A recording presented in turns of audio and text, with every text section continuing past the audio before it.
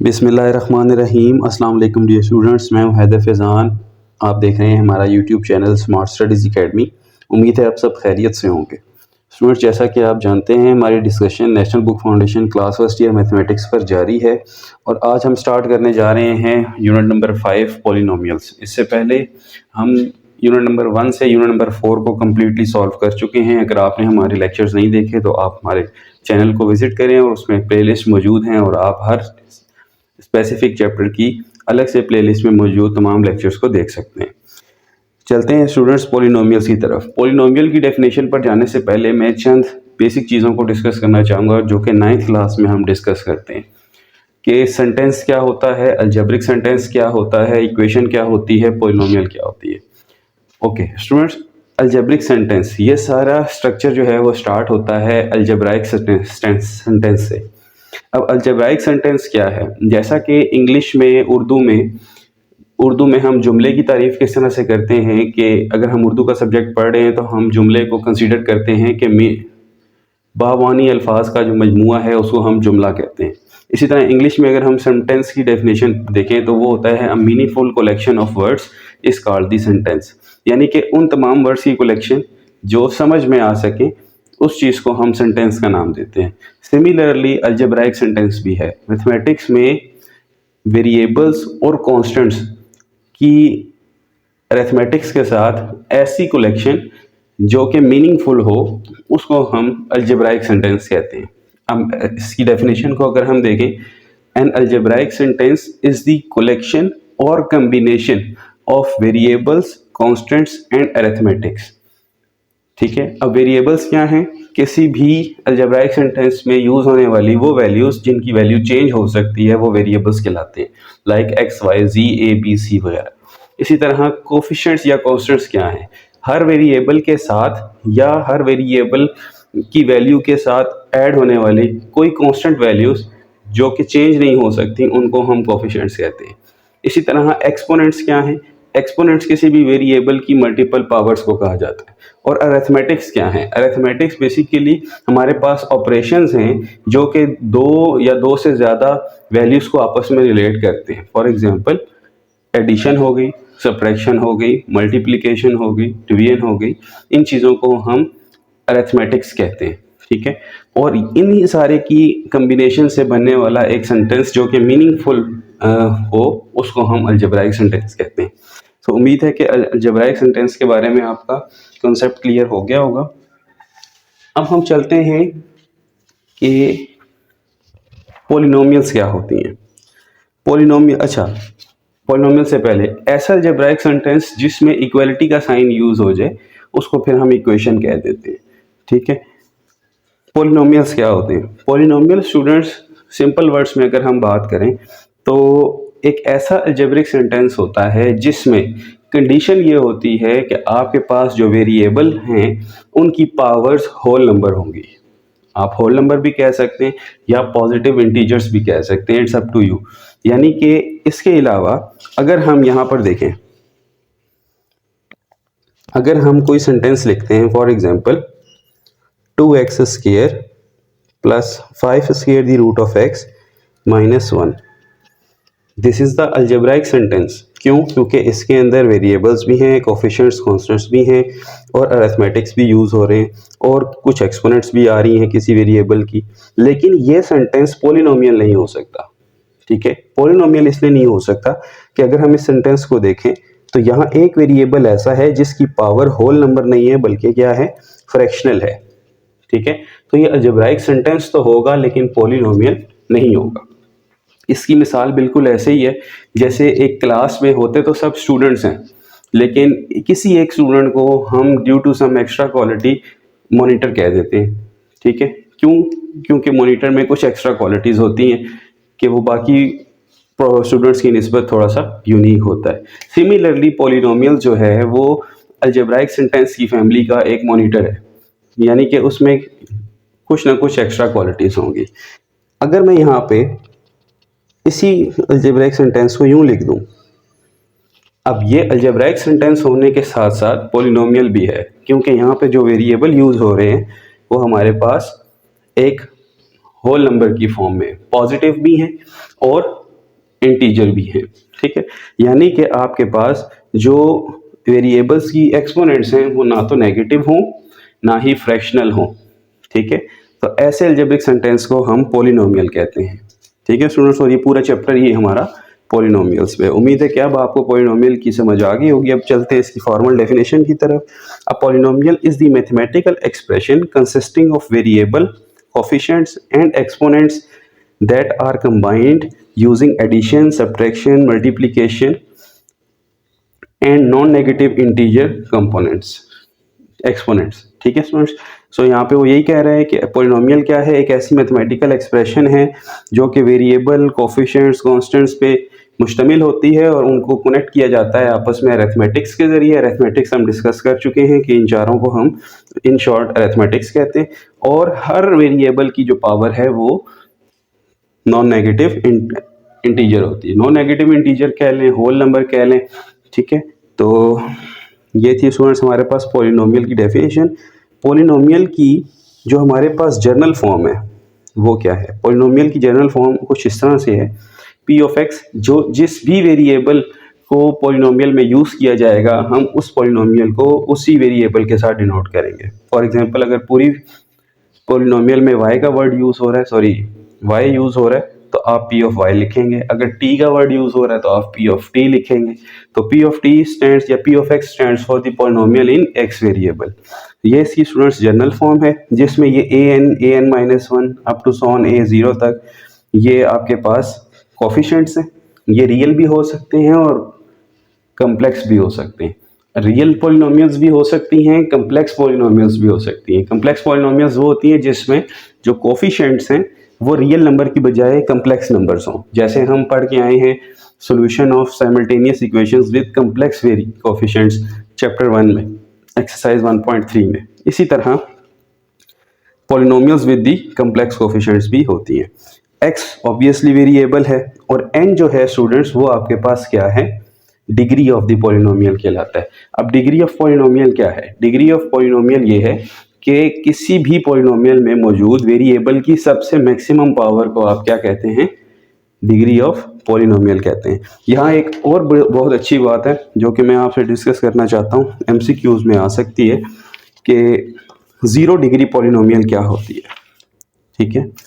Zero degree जो polynomial है ना स्टूडेंट्स, ये देखें,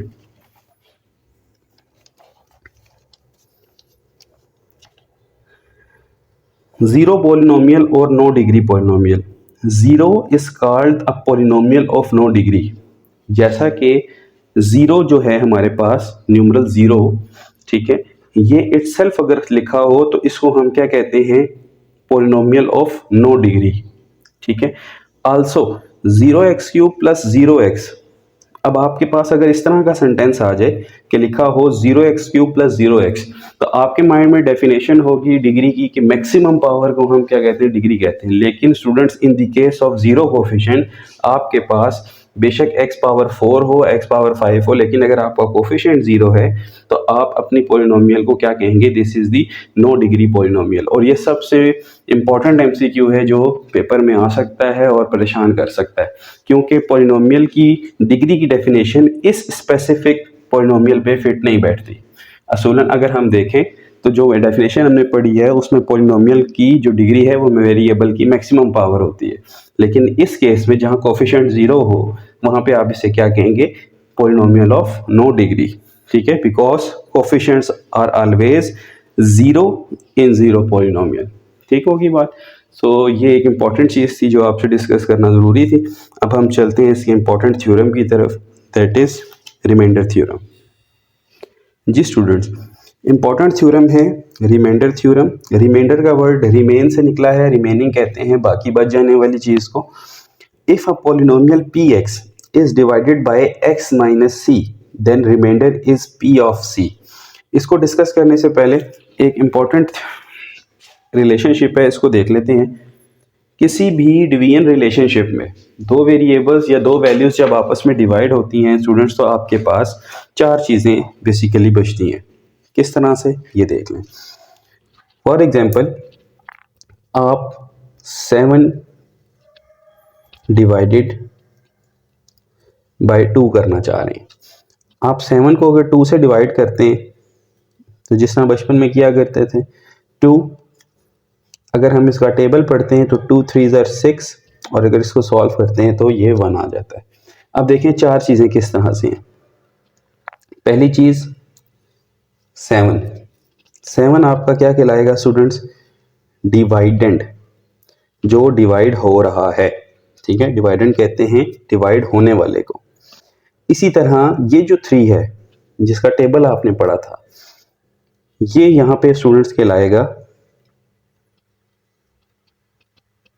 कोशेंट। ठीक है, ये 2 जो कि डिवाइड कर रहा था, this is called the divisor. और लास्ट पे हमारे पास एक वैल्यू बची है जो कि सॉल्व नहीं हुई, that is called the remainder. तो ये 4 चीज़ें स्टूडेंट्स हमारे पास बचती हैं। अगर आपसे ये कहा जाए कि इस रिलेशनशिप को लिखें तो आप कैसे लिखेंगे? अब ऑब्वियसली आपने 7 को सॉल्व किया है, 2 3 6 और रिमेनिंग में आपके पास 1 बचा है, तो आप 7 को लिख सकते हैं 3 होल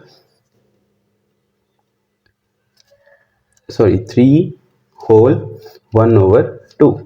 हम इसी तरह लिखते हैं ना, किसी भी डिवाइडिंग रिलेशनशिप को हम यूँ लिख सकते हैं 3 होल 1/2। तो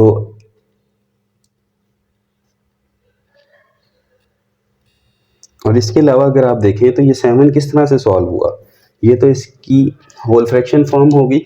और 7 जो सॉल्व हुआ है वो बेसिकली 3 और 2 को मल्टीप्लाई किया गया, या इसको आप यूँ लिखें 2 और 3 को तो मल्टीप्लाई किया गया और आंसर को में क्या ऐड किया गया? व्हेन ऐड किया गया। तो स्टूडेंट्स ये वाली जो फॉर्म है, ये चीज़ हमारे पास क्या बनाती है? 7 बनाती है। अब ये क्या है? 7 को तो हमने कहा हुआ था डिवाइडेंड,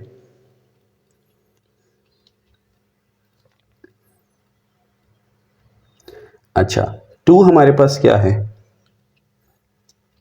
2 हमारे पास डिवाइजर है और 3 हमारे पास कोशेंट है। तो हम इसको कैसे लिख सकते हैं? कोशेंट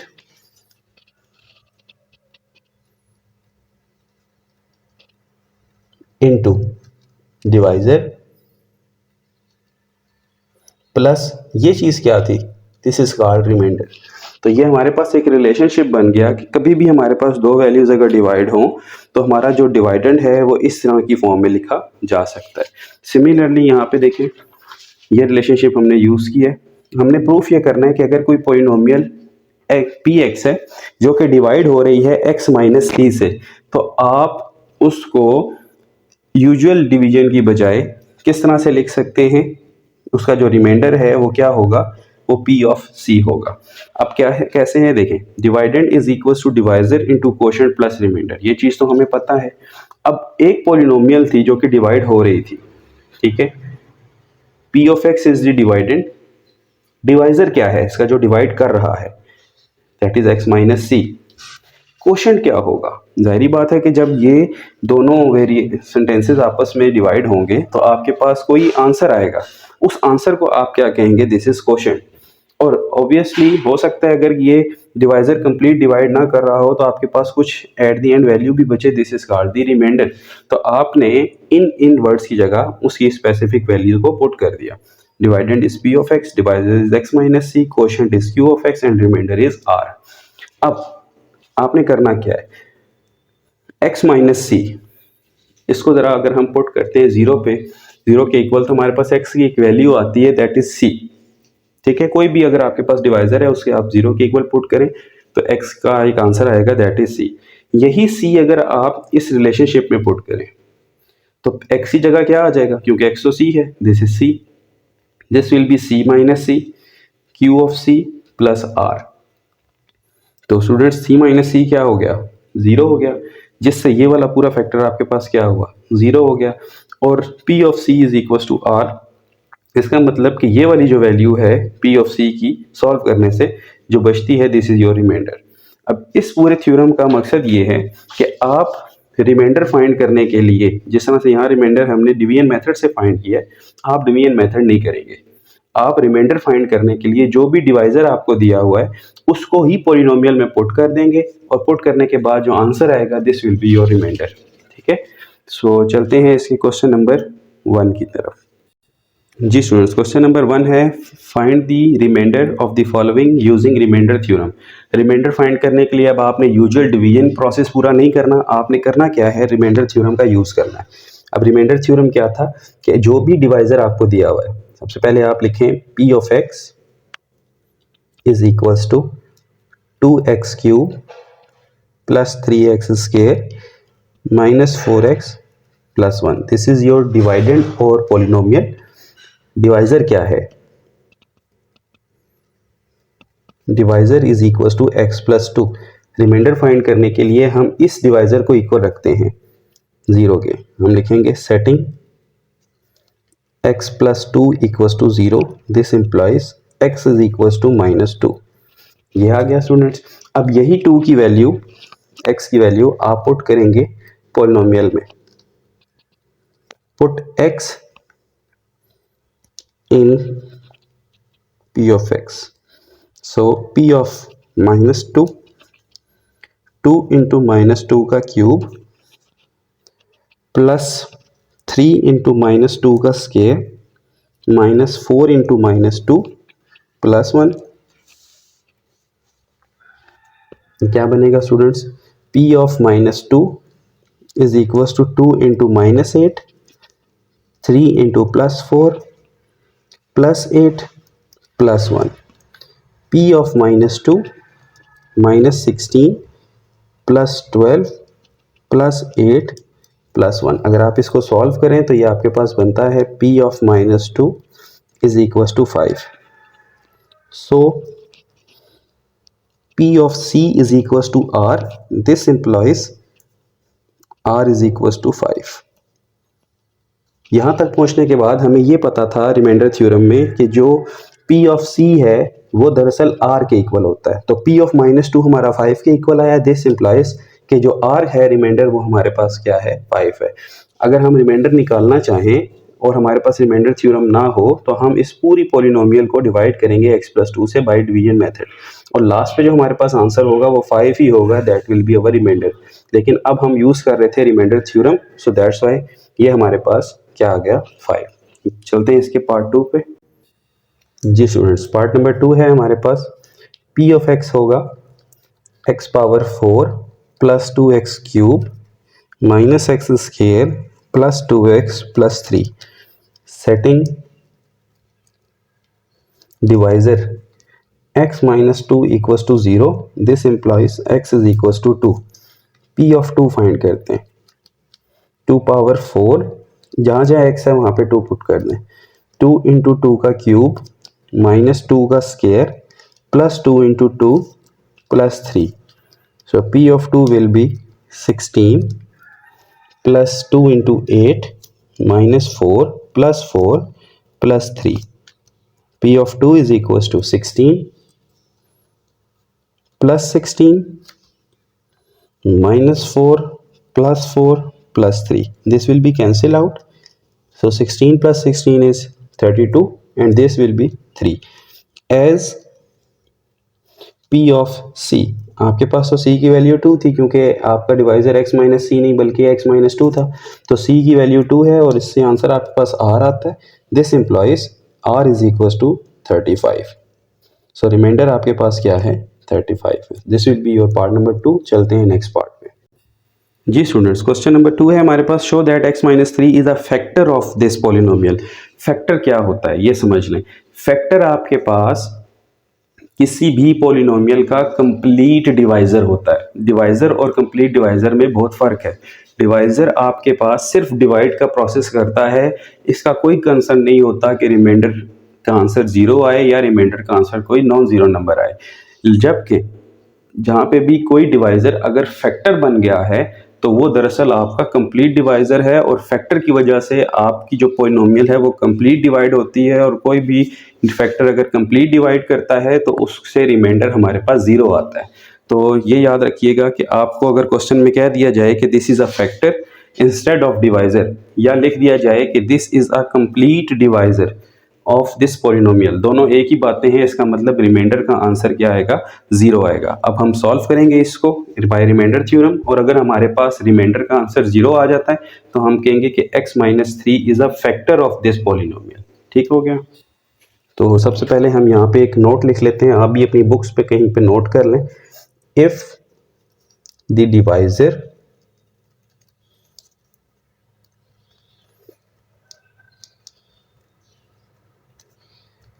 completely divide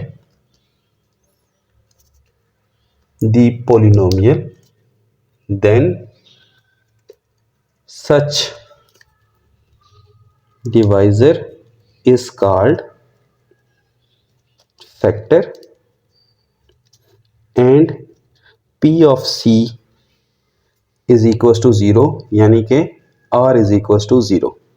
तो ये नोट कर लें कि अगर कोई भी डिवाइजर कंप्लीट डिवाइड करता है तो उससे रिमाइंडर का आंसर 0 होना चाहिए और वो हमारा क्या कहलाएगा, फैक्टर कहलाएगा या कंप्लीट डिवाइजर कहलाएगा। चलें इसको सॉल्व करते हैं। हमारे पास p ऑफ x है x का क्यूब माइनस 2x का square minus 5x plus 6। Set करते हैं x माइनस 3 को 0 के इक्वल। सो यहाँ से x का आंसर आएगा आपके पास 3। p ऑफ 3 फाइंड करते हैं। 3 का क्यूब माइनस 2 इंटू 3 का square minus 5 into 3 plus 6। p of 3 is equal to 27। 2 into 9 minus 15 plus 6। p of 3 is 27 minus 18 minus 15 plus 6। so p of 3 27 और 6 आपके पास 33 हो गए स्टूडेंट्स, और 15 और 18 भी आपके पास 33 होंगे लेकिन नेगेटिव के, बिकॉज दोनों के साथ नेगेटिव साइन है। तो ये कैंसिल होने के बाद आपके पास आंसर क्या आ रहा है, 0 आ रहा है। This implies r is equal to 0। So x minus 3 is factor of p of x। yes, this is the factor of this polynomial because remainder is 0। चलते हैं क्वेश्चन 3 पे। जी students, decide whether x minus 3 is a factor of this और not. अगर तो इससे solve करने के बाद आपका रिमाइंडर 0 आ जाए तो x minus 3 is a factor, अगर रिमाइंडर नहीं आता 0 तो इस means is only a divisor. तो हम इसको फैक्टर थ्योरम से सॉल्व करते हैं। पॉलिनोमियल ऑफ x है हमारे पास x का cube minus 2x square minus 5x plus 1, और x माइनस 3 को हम 0 के इक्वल रखते हैं तो x का आंसर हमारे पास आएगा 3। हम p ऑफ 3 फाइंड करते हैं। 3 का क्यूब 2 इंटू 3 का square 5 into 3 plus 1। 27 2 into 9 minus 15 plus 1। So p of 3 is equal to 27 minus 18 minus 15 plus 1। So p of 3 is equals to 27 and 1 28 and this will be minus 33। अगर आप solve करते हैं तो ये आंसर आता है minus 5 which is not equals to 0। This implies r is equals to minus 5 and r is not equals to 0। so this x minus 3 is not factor of given polynomial p of x। ये था हमारा question 3। चलते हैं question 4 की तरफ। जी students, लिखा हुआ है if this polynomial is completely divisible by any of its factors such that the quotient is 4x square minus 8y plus 10। ठीक है, then find the other factor. Okay, आपसे ये कह दिया गया है कि ये पॉलिनोमियल है जिसके डिवाइड हो रही है किसी फैक्टर के साथ, अपने किसी फैक्टर के साथ, यानी अपने किसी कंप्लीट डिवाइजर के साथ। तो कोशेंट की फॉर्म में आपके पास ये वैल्यू आ रही है या ये सेंटेंस आ रहा है, तो बताएं कि वो फैक्टर क्या होगा। ठीक है, दूसरा फैक्टर इसका क्या है। तो क्वेश्चन आसान है, इसको देख लेते हैं। कभी भी हमारे पास कोई पॉलिनोमियल अगर कंप्लीट डिवाइड हो तो हमारे पास रिलेशनशिप क्या बनता है, p ऑफ, अब क्योंकि ये y में है तो हम लिखेंगे p of y is equals to quotient into divisor plus remainder. अब स्टूडेंट्स यहाँ पे वर्ड यूज किया गया है divide, completely divisible. Completely divisible का मतलब है कि रिमाइंडर का आंसर 0 आएगा। तो हम लिखेंगे as completely divisible so r is equal to 0। अगर r 0 हो जाए तो ये रिलेशनशिप क्या बनेगा, ये बनेगा p of y is equal to quotient into divisor. अच्छा, स्पेल मिस्टेक्स अगर हो जाएं तो मैथमेटिशियंस की स्पेलिंग मिस्टेक्स काउंट नहीं होती, क्योंकि हम इंग्लिश के स्टूडेंट्स नहीं हैं। तो क्यों OUTIENT क्वोशंट हो या क्यों UOTIENT क्वोशंट हो, दोनों का मतलब यही है। So this is a funny thing. अच्छा, polynomial is equal to quotient into divisor. अब ये बच गया हमारे पास। अब इन तीनों चीज़ों में से देखें आपके पास मौजूद क्या है। पोलिनोमियल मौजूद है 4y cube 4y square plus 10 plus 2y। Quotient मौजूद है जो आपको 4y square minus 8y plus 10 ये दिया गया है।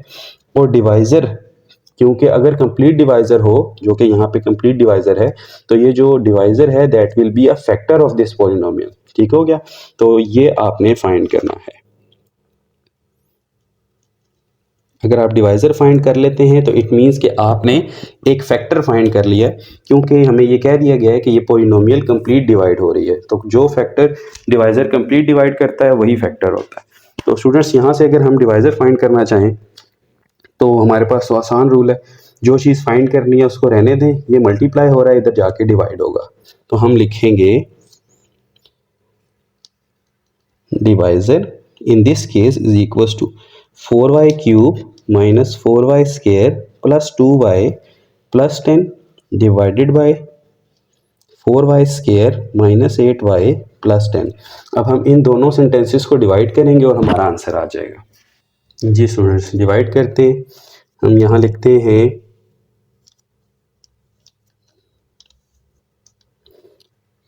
पॉलिनोमियल क्या थी हमारे पास, 4y cube minus 4y square plus 2y plus 10, और जो क्वोशंट था that is 4y square minus 8y plus 10। Divide process करते हैं, जो आंसर आएगा that will be our factor. तो स्टूडेंट्स, क्या आएगा यहाँ पे। अच्छा, अगर आपको ये पता चल जाए कि हम किस नंबर से मल्टीप्लाई करें कि ये आए, और ये प्रोसेस अगर किसी को समझ ना आए कि हमें किस तरह से पता लगेगा कि ये नंबर आएगा, तो आसान हल ये है कि इसका पहला नंबर और इसका पहला नंबर दोनों को डिवाइड कर लें, कैंसिलेशंस करें y।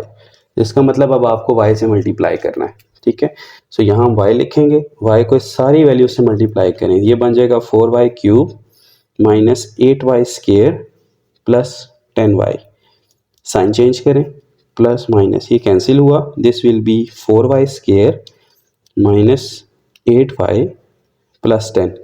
अब दोबारा 4y स्क्वायर को किससे मल्टीप्लाई किया जाए कि 4y स्क्वायर आए, दोनों को डिवाइड करके चेक कर लें, कैंसिल होके 1 आएगा, इसका मतलब आपने यहाँ पे 1 से मल्टीप्लाई करना है। तो ये आ जाएगा 4y square minus 8y plus 10, और अगर आप फर्दर सॉल्व करते हैं तो ये बनेगा minus plus minus cancel out होने के बाद आंसर क्या आया, 0।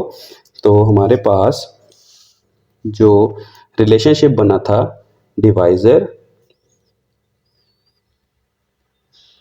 Is equals to 4y cube minus 4y square plus 2y plus 10 over 4y square minus 8y plus 10 equals to, ये आ गया है किसके, y प्लस 1 के इक्वल। दिस इम्प्लाइज जो डिवाइज़र या फैक्टर की आपको तलाश थी वो है y प्लस 1। ठीक है, इसका मतलब ये है कि ये जो पॉलिनोमियल y है ये लिखी जा सकती है 4y cube 4y square minus 8y plus 10 into y plus 1, और रिमाइंडर 0 है। ठीक है स्टूडेंट, क्योंकि हमने अभी ये पढ़ा था कि जो पॉलिनोमियल ये वाली है ये लिखी जा सकती है क्वोशंट इंटू डिवाइज़र। तो ये आपने फाइंड कर लिया, दिस इज़ y प्लस 1, तो this is equal to this into this. अब आप वेरीफाई भी कर सकते हैं, आपने इन दोनों को मल्टीप्लाई करना है और चेक करना है कि आपके पास ओरिजिनल पॉलिनोमियल ये वाली बन रही है या नहीं। तो अब चलते हैं हम इसके नेक्स्ट क्वेश्चन की तरफ। जी स्टूडेंट्स, क्वेश्चन है find the value of q if this polynomial is exactly divisible by this. Okay, ये वाली जो वैल्यू है ये इस पूरी पॉलिनोमियल को कंप्लीटली डिवाइड कर रही है, इट मीन्स कि this is a factor of this polynomial. और अगर कोई चीज़ फैक्टर हो तो उससे हासिल होने वाला जो रिमाइंडर है वो 0 होता है। तो इन शॉर्ट हम यहाँ लिखेंगे as x plus 1 is completely divides p of x, so r is equal to 0, remainder 0 होगा। ओके, अब हम सॉल्व करते हैं इससे। x plus 1 is equal to 0, this implies x is equal to -1। हम p ऑफ -1 यानी कि रिमाइंडर फाइंड करते हैं और उसका आंसर 0 रखेंगे, तभी हमारे पास q का आंसर आएगा। सो -1 का क्यूब प्लस q इंटू -1 का square -7 into -1 plus 6 -1 plus q plus 7 plus 6। So p of -1 is equal to q 7 और 6 13, 13 माइनस 1 12, इसको 1 कह लें। गिवन आपको जो रिमाइंडर है वो तो 0 गिवन है, क्योंकि r आपके पास क्या है 0 है, इसको 2 कह लें। क्योंकि दोनों ही आपस में रिमाइंडर्स हैं, एक रिमाइंडर आपके पास मौजूद है कि वो 0 है क्योंकि एग्जैक्टली डिविजिबल था, एक रिमाइंडर आपने खुद फाइंड किया बाय यूजिंग रिमाइंडर थ्योरम। तो दोनों ही रिमाइंडर्स हैं, तो 1 और 2 को हम कंपैरिजन करेंगे। तो हम यहाँ लिखेंगे from 1 and 2 q plus 12 is equal to 0 and this implies q is equal to -12। ठीक है स्टूडेंट्स, ये था क्वेश्चन 5। चलते हैं क्वेश्चन 6 पे। Find m if p of x is this and when divided by x minus 2 gives the remainder of 16। अब ये x minus 2 आपके पास कोई कंप्लीट डिवाइजर नहीं है, या आपके पास सिर्फ डिवाइजर है क्योंकि इसका रिमाइंडर 16 आपको गिवन है। एक रिमाइंडर आपको गिवन है, हम यहाँ लिखेंगे given r is equal to 16, इसको 1 कह लें, या आपको गिवन है। एक रिमाइंडर आप फाइंड करें बाय यूजिंग फैक्टर थ्योरम। ठीक है, आप लिखें put x minus 2 equals to 0, this implies x is equals to 2, you have to find p of 2, 2 into 2 का क्यूब प्लस 3 into 2 का square minus 3 into 2 minus m। So p of 2 क्या आ जाएगा आपके पास 2 into 8, 3 into 4 minus 6 minus m। p of 2 is equals to 8 2s are 16 plus 12 minus 6 minus m. So p of 2 is equals to 16 minus 6 is 10, 10 plus 12, ठीक है 22 minus m. This implies your r is equals to 22 minus m। इसको आप number 2 कह लें। By factor theorem जो reminder है वो आपके पास आ गया 22 माइनस एन। एक रिमाइंडर आपको गिवन है, एक रिमाइंडर आपने निकाला है, दोनों ही रिमाइंडर हैं, तो हम लिखेंगे फ्रॉम बाय 1 एंड 2। 1 और 2 की वजह से 22 minus M is equal to 16, और अगर हमें m फाइंड करना है तो हम m को वहाँ ले जाएंगे, ये प्लस m हो जाएगा, और 16 को यहाँ ले आएंगे 22 माइनस 16। सो m का आंसर आपके पास क्या आ गया, 22 में से 16 निकाल दें, दिस विल बी 6। ये है स्टूडेंट्स आपके पास क्वेश्चन नंबर 6। अब चलते हैं क्वेश्चन 7 पे, और उस पे चलने से पहले हम एक डेफिनेशन पढ़ेंगे, that is the zeros of polynomial. जी students, zeros of the polynomial, zeros of polynomial क्या है? देखें स्टूडेंट्स, दो ही मेन चीज़ें होती हैं, एक होता है डिवाइज़र और एक होता है डिवाइडेंड। पॉलिनोमियल जो कि डिवाइड हो रही होती है उसको हम डिवाइडेंड कहते हैं, और जो डिवाइड कर रहा होता है सेंटेंस उसको हम डिवाइज़र कहते हैं। लेकिन यही डिवाइज़र मुख्तलिफ नामों से जाना जाता है। कैसे? अगर डिवाइज़र का डिवाइड करने से आंसर आपके पास कोई नॉन ज़ीरो आंसर है, यानी कि रिमाइंडर का आंसर ज़ीरो नहीं है, तो इसका मतलब वो डिवाइज़र सिर्फ डिवाइज़र कहलाएगा। ठीक है, अगर उसी डिवाइज़र से डिवाइड करने के बाद पॉलिनोमियल का रिमेनिंग आंसर ज़ीरो आ जाता है, तो उस डिवाइज़र को हम या तो फैक्टर कहते हैं या फिर कंप्लीट डिवाइज़र कहते हैं। ठीक हो गया? अगर तो कंप्लीट डिवाइज़र है या फैक्टर है, तो दोनों सूरतों में रिमाइंडर का आंसर ज़ीरो है।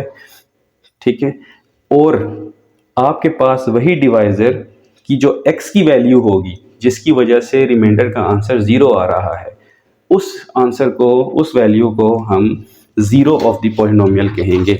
फॉर एग्जांपल, अगर मैं आपको यहाँ पे एक मिसाल दूँ, तो अभी हमने एक क्वेश्चन किया था, क्वेश्चन था हमारे पास कि रिमाइंडर का आंसर 0 है या नहीं है। For example this is the question number 2। अब क्वेश्चन नंबर 2 में ये हमारे पास डिवाइडेंड है, ये हमारे पास डिवाइजर है। इस डिवाइडर से सॉल्व करने के बाद रिमाइंडर का आंसर हमारे पास क्या आया, 0 आया। x-3 अब इसका फैक्टर कहलाएगा या कंप्लीट डिवाइजर कहलाएगा। ओके, ये बात अंडरस्टूड होगी कि ये सेंटेंस अब या तो फैक्टर है या कंप्लीट डिवाइजर है। लेकिन x इज इक्वल टू 3, जिस वैल्यू की वजह से, जिस 3 की वजह से ये आंसर 0 आया है, ये 3 आपके पास 0 ऑफ द पॉलिनोमियल कहलाएगा। ठीक है, उम्मीद है कि आपको बात समझ आ गई होगी। एक दफ़ा रिपीट कर देता हूं। अगर ये x-3 इस पॉलिनोमियल का फैक्टर है, इसका मतलब रिमाइंडर का आंसर 0 है। ठीक है, और अगर हम x-3 को 0 के इक्वल रख के x की वैल्यू निकालते हैं, यानी कि जिस वैल्यू को पुट करने से आंसर 0 आया है, ये वैल्यू आपके पास क्या कहलाएगी, 0 ऑफ द पॉलिनोमियल कहलाएगी। तो इसका मतलब ये हुआ कि 0 ऑफ द पॉलिनोमियल कोई अलग चीज नहीं है, 0 of the polynomial is same as the solution of equation। जैसे किसी इक्वेशन के जो सॉल्यूशन होते हैं वो उस इक्वेशन को सेटिस्फाई करते हैं, इसी तरह 0 ऑफ द पॉलिनोमियल भी किसी पॉलिनोमियल को सेटिस्फाई करते हैं। इसकी एग्जांपल मैं एक सेंटेंस से दूंगा। फॉर एग्जांपल x² + 2x + 1, ये हमारे पास एक इक्वेशन है। अगर मैं इसके फैक्टर बनाना चाहूँ तो बाय फैक्टराइजेशन मेथड इसके जो फैक्टर बनते हैं वो हैं x + 1 × x + 1। मैंने मिड टर्म ब्रेक के ज़रिए इसके फैक्टर बना लिए। अब मैं अगर इनको बारी बारी 0 के इक्वल रखता हूँ तो मेरे पास पहला x + 1 0 होगा, तो x का आंसर -1 आएगा, और इधर से भी x का आंसर क्या आएगा, -1 आएगा। अब ये x - 1 और x = -1 इस इक्वेशन के सॉल्यूशंस हैं। ठीक हो गई बात। तो और ये चीज़ क्या थी, फैक्टर थे।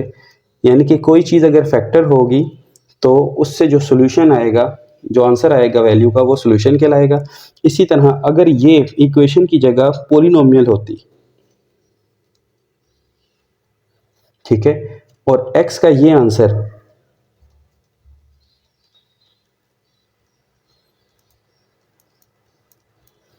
इसको सेटिस्फाई करके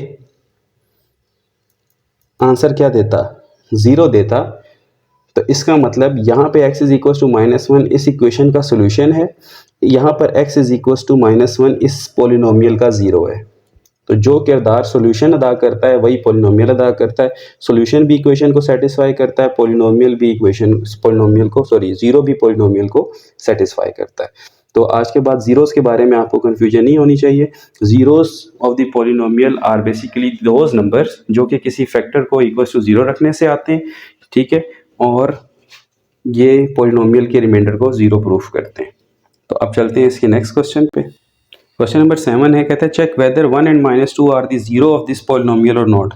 तो अभी हमने डिस्कस किया है कि 0 of the polynomial are same as the solution of the polynomial, और सॉल्यूशन किसी भी इक्वेशन को वेरीफाई या सेटिस्फाई करते हैं, और अगर पॉलिनोमियल्स के ये 0 होंगे तो इनकी वजह से आंसर क्या होगा, रिमाइंडर का वो 0 आएगा।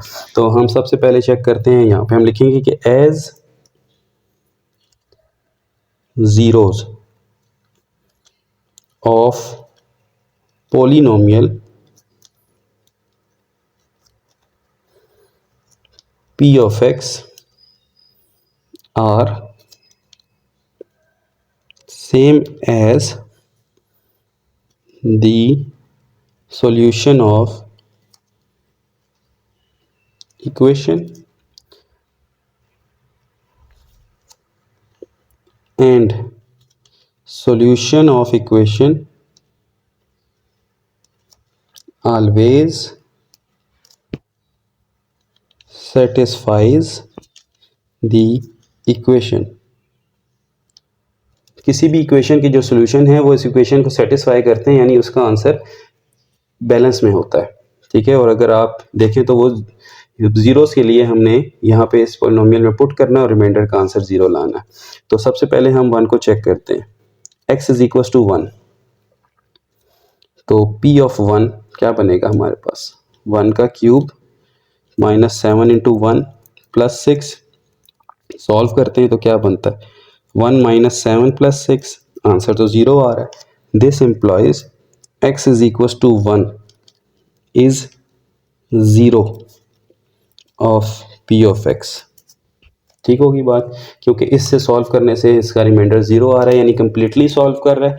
तो x इज इक्वल टू 1 आपके पास 0 होगा और x - 1, इस 1 को वहाँ ले जाएं, x - 1 फिर फैक्टर होगा इस पॉलिनॉमियल का। अब हम वेरीफाई करेंगे इसको -2 से, तो देखते हैं कि -2 से ये क्या आंसर देता है। जी स्टूडेंट्स, अब हम रखेंगे now x is equal to -2, p of -2 निकालते हैं तो ये आ जाएगा -2 का क्यूब -2 + 6, p ऑफ -2 -8 + 7 2 ज़र 14 + 6। तो ये क्या बनता है स्टूडेंट्स हमारे पास p of -2 is equal to 14 और 6 20 में से 8 माइनस कर दें तो ये 12 which is not equal to 0। This implies x is equal to -2 is not 0, क्योंकि ये रिमाइंडर 0 नहीं आ रहा। इसका मतलब कि x इज इक्वल टू -2 0 नहीं है इस पॉलिनोमियल का। चलते हैं क्वेश्चन 8 पे। क्वेश्चन नंबर 8 पर जाने से पहले स्टूडेंट्स हम फैक्टर थ्योरम को डिस्कस करते हैं कि फैक्टर थ्योरम दरअसल क्या है। Factor theorem students, factor theorem basically हमारे पास एक हेल्पिंग थ्योरम है जो कि हमें किसी भी पॉलिनोमियल के जीरोस फाइंड करने में मदद देता है। अब फैक्टर थ्योरम से मुराद, मैं सिर्फ इसकी स्टेटमेंट लिख रहा हूँ, इसका प्रूफ इजीली बुक में अवेलेबल है, वहाँ से हम इसको देख लेंगे। तो इसकी स्टेटमेंट ये है कि अब polynomial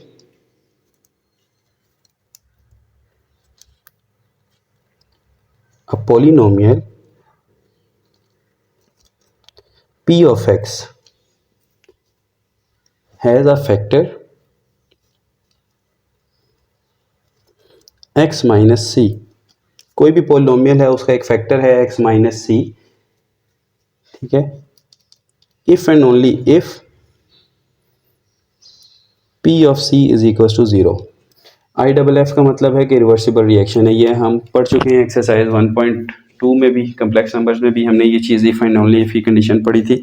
any how, factor theorem ये कहता है कि कोई भी फैक्टर होगा किसी पॉलिनोमियल का तब अगर इस c के ऊपर रिमाइंडर का आंसर क्या हो, 0 हो। तो ये हम रिमाइंडर थ्योरम में भी पढ़ के आए हैं स्टूडेंट्स, अभी बहुत से क्वेश्चन में भी डिस्कस किया है कि अगर किसी भी डिवाइज़र से रिमाइंडर 0 आ जाए तो वो डिवाइज़र फिर या तो फैक्टर कहलाता है या कंप्लीट डिवाइज़र कहलाता है। तो यहाँ पे भी वही है कि अगर आपने चेक करना है कि कोई भी फैक्टर है इस पॉलिनोमियल का तो ज़रूरी है कि उस वैल्यू से उसका रिमाइंडर 0 आए। हमारे पास क्वेश्चन नंबर 8, और क्वेश्चन नंबर 8 में हमने ज़ीरोस फाइंड करने हैं। ज़ीरोस फाइंड करने से मुराद हमने इस पॉलिनोमियल के वो वैल्यूज़ फाइंड करनी है जिन पे ये पॉलिनोमियल 0 हो रही है, ठीक है। यानी हमने उन वैल्यूज़ को फाइंड करना है जहाँ जिनको पुट करने से ये पॉलिनोमियल 0 हो जाती है, और वही हमारे ज़ीरोज़ होंगे और वही उन्हीं से हम फैक्टर बनाएंगे।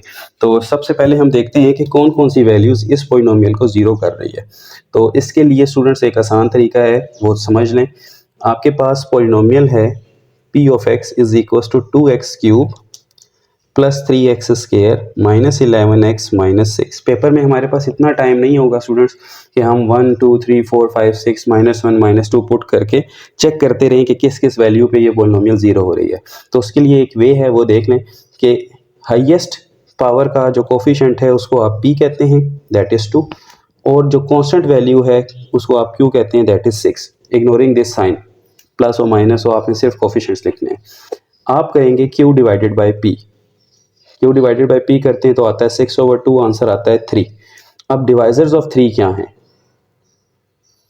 डिवाइजर्स ऑफ 3 ये हैं आपके पास +-1 और +-3, ठीक है।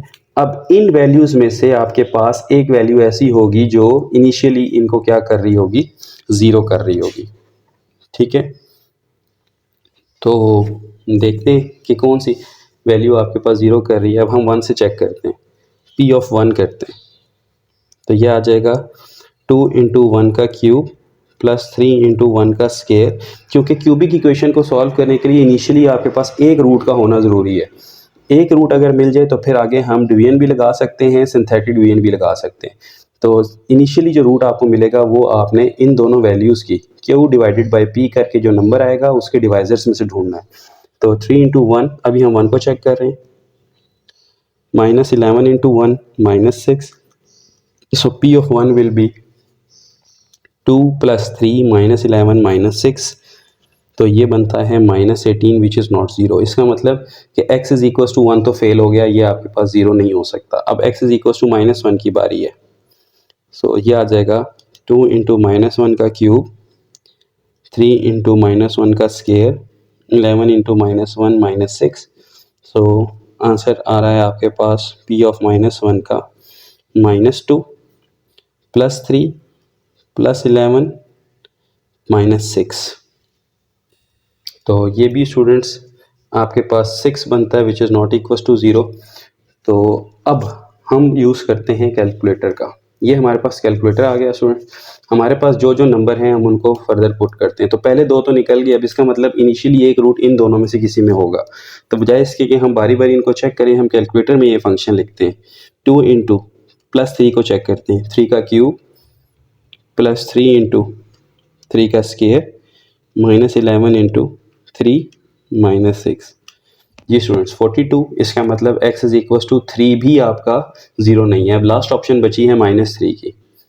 2 इंटू -3 का क्यूब +3 इंटू -3 का स्क्वेयर -11 इंटू -3 -6।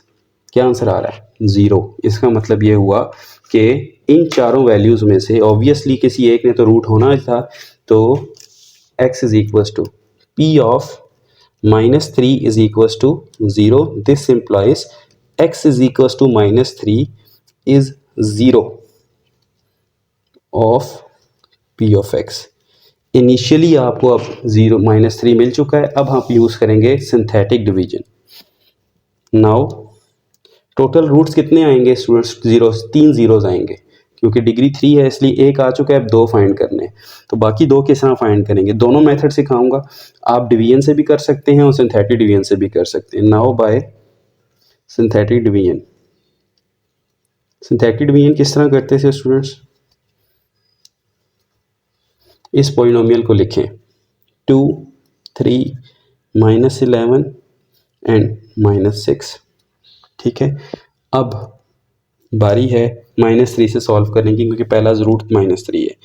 सिंथेटिक डिवीजन में पहली वैल्यू हम एज इट इज़ लिखते हैं, देन मल्टीप्लाई करते हैं, फिर सॉल्व करते हैं कि +9 बनेगा, इसको सॉल्व करेंगे -2, इसको सॉल्व करेंगे +6, और आंसर क्या आ जाएगा? 0।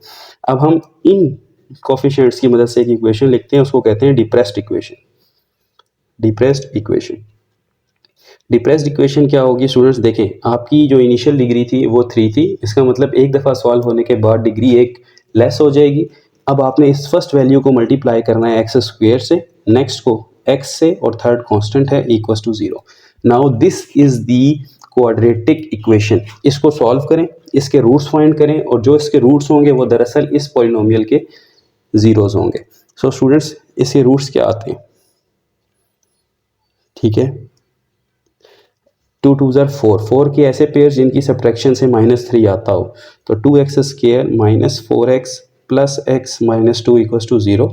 2 कॉमन ले लें, 2 भी और x भी, सो x -2 प्लस 1 कॉमन ले लें, x -2, यहाँ से x -2 आ जाएगा और 2x प्लस 1 आ जाएगा। तो स्टूडेंट्स आपके पास जो x की वैल्यूज़ हैं वो क्या हैं? एक x2 है और दूसरा x आपके पास -1/2 है। सो हम यहाँ लिखेंगे कि as zeros are same as solution of equation, so zeros are, ये दरअसल इक्वेशन के सॉल्यूशंस हैं, लेकिन यही आपके इस पॉलिनोमियल के क्या हैं? ज़ीरोज़ हैं। तो हमारे पास जो ज़ीरोज़ आ रहे हैं वो क्या हैं? एक है -3, दूसरा है 2, और तीसरा है हमारे पास -1/2। So here are the 3 zeros of this polynomial. अब चलते हैं क्वेश्चन नंबर 9 पे। अब क्वेश्चन 9 में जो हम जीरोस फाइंड करेंगे ना, वो सिंथेटिक डिवीजन नहीं, डिवीजन से फाइंड करेंगे, ताकि दोनों मेथड आपके लिए ईजी रहे। जी स्टूडेंट्स, कह रहे हैं express this polynomial in the form of F of x is equals to X minus A Q of X plus R. यानी कि आपने इसको इस रिलेशनशिप में लिखना है कि dividend is equals to divisor multiply quotient plus remainder. तो आपको स्टूडेंट्स डिवाइजर दे दिया गया है, हमने यहाँ पे क्यू एक्स और आर की वैल्यू पुट करनी है और इसमें पुट कर देंगे। हम यहाँ लिखेंगे F of x is equals to X cube minus X square minus 14x plus 8। Divisor क्या दिया हुआ है हमें, x माइनस ए, ठीक है। और a की वैल्यू यहाँ पे हमें गिवन है 4। यहाँ पे क्वेश्चन में गिवन है where a is equals to 4, तो इसका मतलब डिवाइजर फिर क्या बन गया, x माइनस 4। चलें डिवाइड करते हैं इसको।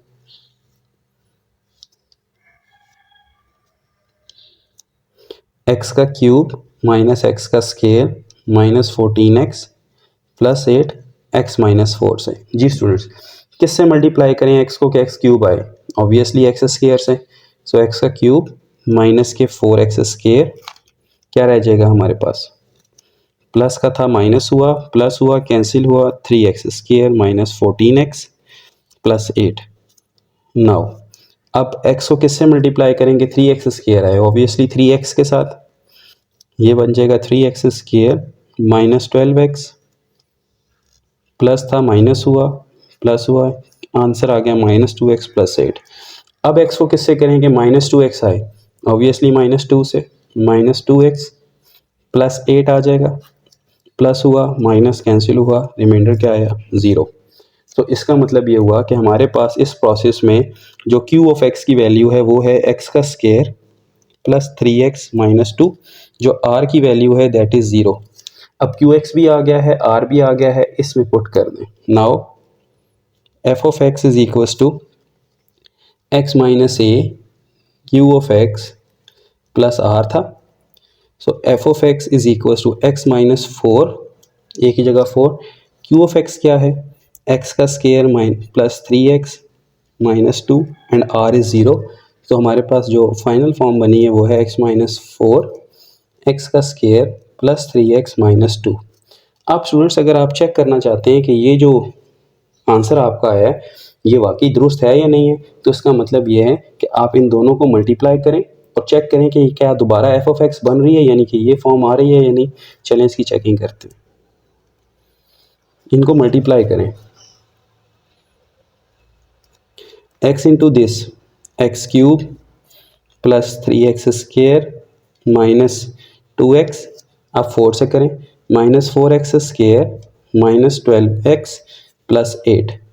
तो f ऑफ x देखते हैं कि क्या बनता है या नहीं।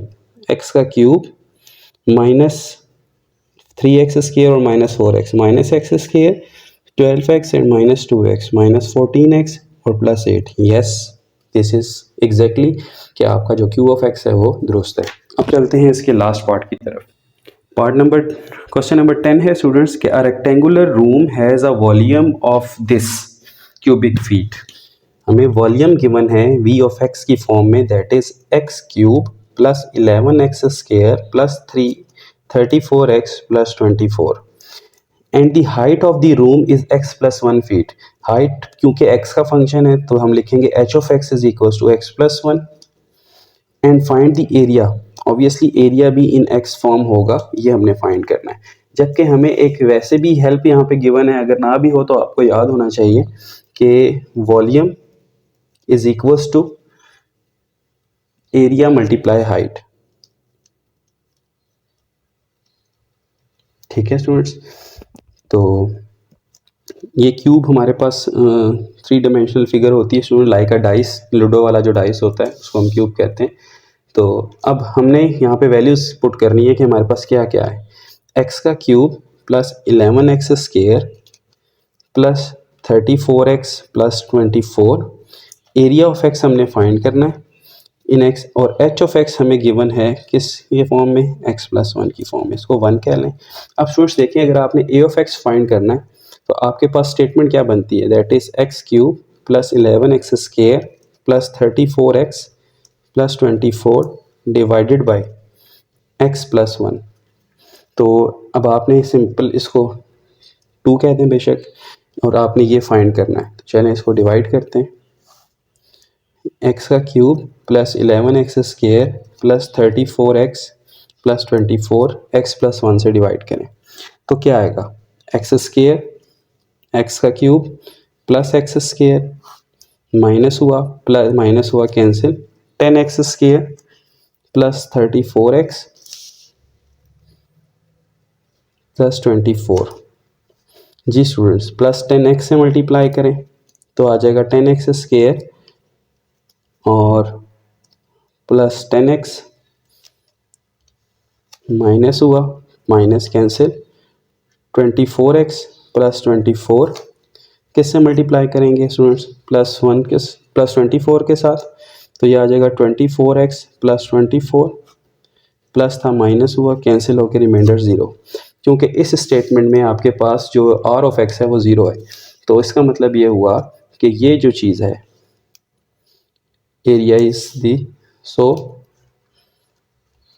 a of x, a in x form है इसलिए लिख रहे हैं x का square plus 10x plus 24। Also ये आंसर आ गया students. Also v is equals to a into H था, इसका मतलब v is equals to area आपके पास आया है x का स्क्वायर प्लस 10x प्लस 24 और h ऑफ x थी आपके पास x प्लस 1। अब आपने खुद वेरीफाई करना है कि अगर आप इन दोनों सेंटेंसेस को मल्टीप्लाई करें तो आप दोबारा से वॉल्यूम यानी कि ये चीज़ हासिल कर सकते हैं या नहीं। तो इसको प्लीज़ आप वेरीफाई कर लीजिएगा, उम्मीद है आपसे वेरिफिकेशन हो जाएगी। सो ये थे हमारे पास एक्सरसाइज 5.1। इंशाल्लाह मिलते हैं नेक्स्ट लेक्चर में जिसमें हम एक्सरसाइज 5.2 को सॉल्व करेंगे। तब तक के लिए इसकी प्रैक्टिस जारी रखें, इसे दोस्तों फेलोज़ के साथ शेयर कीजिए। अमान अल्लाह हाफिज़।